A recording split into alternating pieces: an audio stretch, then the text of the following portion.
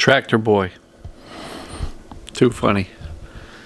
So, today I wanted to talk to you about normal caution versus hypervigilance. All right?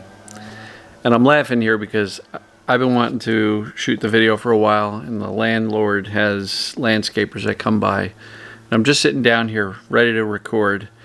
And of course, the guy with the leaf blower literally comes right to my door and blows whatever, tree debris away from the front step. Ridiculous.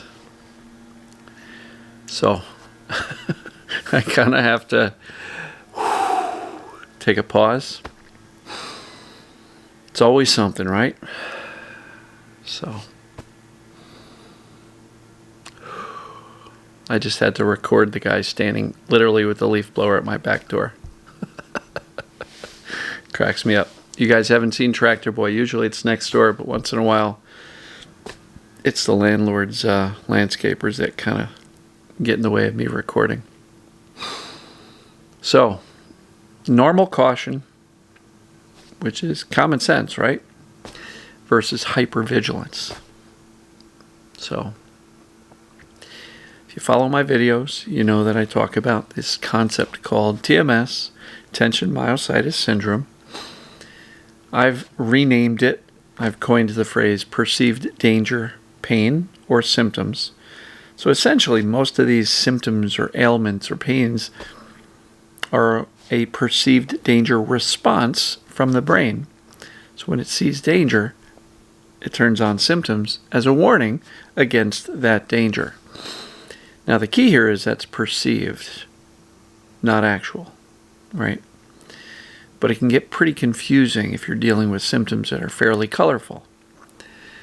So I do believe that all symptoms are a result of the brain perceiving danger. Sometimes the danger is real, sometimes it's just perceived.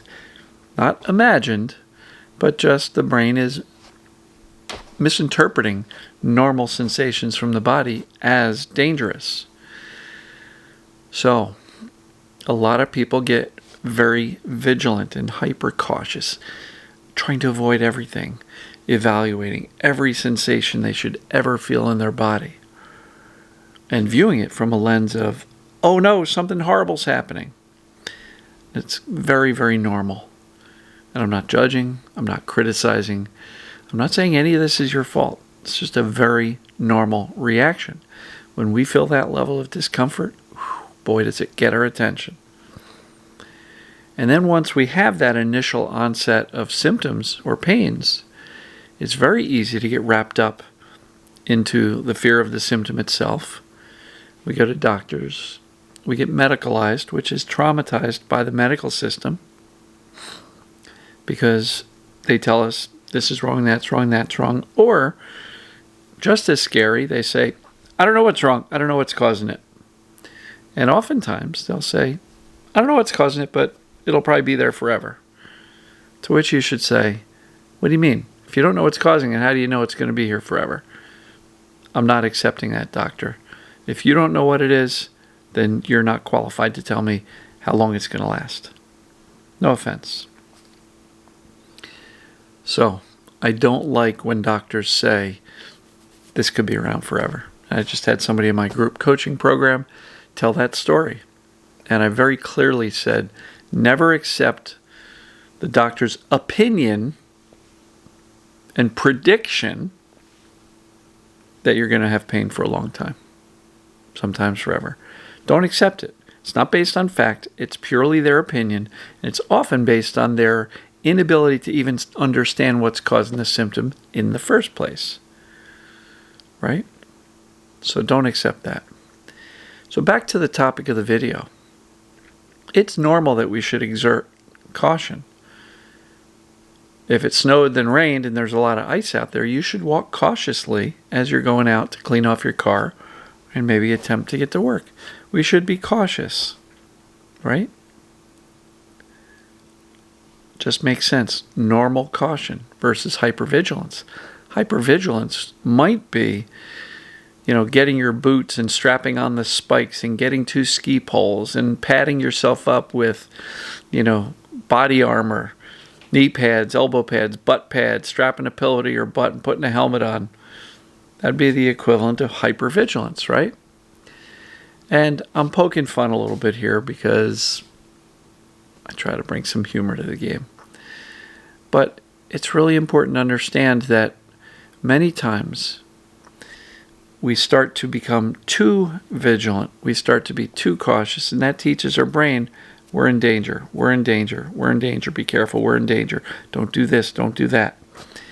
And if we buy into this thinking, and we believe that thinking to be factual and true, oftentimes the brain just goes, got it, we're going to stay vigilant, looking out for danger. And when the brain is in that high state of alertness and vigilance, looking out for danger, oftentimes it will perceive danger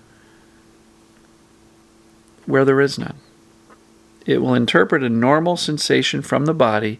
It will amplify it through that vigilance and the adrenaline, the cortisol, the fear. It will amplify that normal sensation from the body. And once it's amplified, the brain may interpret it as, oh no, something bad's going on, danger. And when the brain interprets something as dangerous, what does it do? It wants to warn us. Now it doesn't go, hey, pay attention, Dan. There's something dangerous going on. You might not want to do this or do that. The brain, the subconscious, doesn't have a real conversational voice. All it has is symptoms to warn us against something bad that's going on. So it turns on symptoms. Could be stomach distress, could be headaches, could be neck ache, backache, leg pain, knee pain, hip pain, foot pain, could be anything. And then if we focus on that fearfully, fear plus attention equals turning things chronic. So let's say you have a new symptom come about that you haven't had before, or maybe it's an old one that you haven't had for a while, or maybe the current one goes up a little bit. The best response is, fascinating. What just happened? Unless you just got hit by a bus or run over by a truck or fell down the stairs, most likely you didn't do anything physically traumatic that would cause symptoms. And even if the pain is comfortable, it's highly likely that the brain is creating it based on perceived danger. So back to the topic. Hypervigilance is a state that we get in by accident, not your fault. But what I really recommend through the accuracy of the knowledge, learning how this system called the human body and brain and pain system works, by getting that accurate information, we can dial down the fear. We can choose a different response instead of, we can turn it into, I know what that is. I'm not concerned. And when we give our symptoms or sensations little to no concern and we don't react with fear and panic, the brain quickly learns, wow, Dan's not panicking anymore. I guess there's nothing really bad going on. Okay, makes sense. So, exerting caution or hypervigilance. Normal caution is normal. You're driving your car, you should be cautious. If you're driving down the road in a complete panic, swinging your neck around all over the place, worrying that somebody's going to fly out of nowhere to hit you, probably going to cause an accident as opposed to being in one, right? So there's a certain amount of normal caution which we want to have, and frankly, I don't think we get rid of that. Hypervigilance says, look out for everything. Amplify everything. It teaches the brain to be afraid. It teaches the brain to be overreactive. So if you feel like you're in the hypervigilant state, and it's not your fault, you didn't do it, it's just where you ended up. If you find yourself in the hypervigilant state, remind yourself, hey brain, it's okay to be cautious, but you're overdoing it. Because I didn't do anything. Nothing bad happened. Nothing bad happened. So we can dial down the pain. It's a false alarm, Mr. or Mrs. Brain. We don't need to make my body hurt just because you think taking a walk from the kitchen to the bathroom is dangerous for my ankle or knee or hip or whatever, right? The goal is to teach the brain that this perception of danger is incorrect. It's a misperception. It's a mistake. The vast majority of chronic pain, chronic symptoms are mistakes. And I'll say that with the exception of certain diseases, right? And I won't mention them.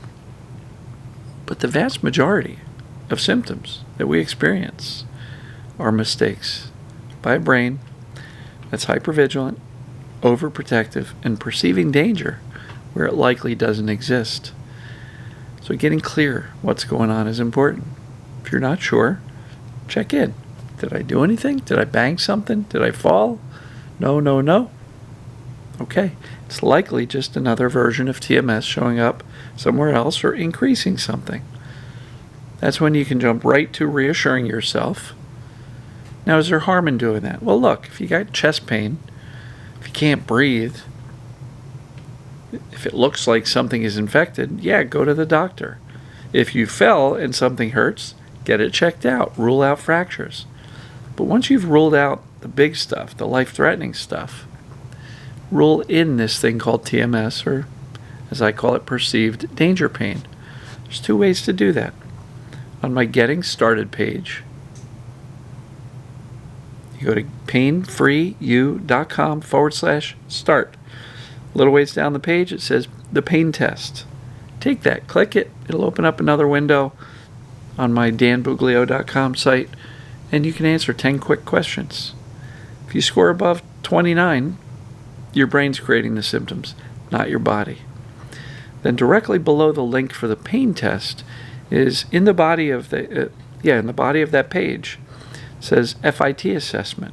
If you even just check off one of those items as a yes, your symptoms are behaving like the brain is creating them based on perceived danger, not based on a physical ailment in the body. Do those two assessments. Rule in this thing called mind-body, perceived danger. And then once that's the case, you can begin teaching your brain to simmer down and get out of the hypervigilance state and into a normal amount of caution. Hope that makes sense. So normal caution versus hypervigilance. You can teach your brain to get out of hypervigilance, which is unnecessary and usually ends up with a lot of false alarms. We can teach the brain to go from this to, we okay? Yeah, we're good. Got it. Normal caution. That's okay. So I hope this made sense. Love you guys and gals, and we'll see you tomorrow. Take care.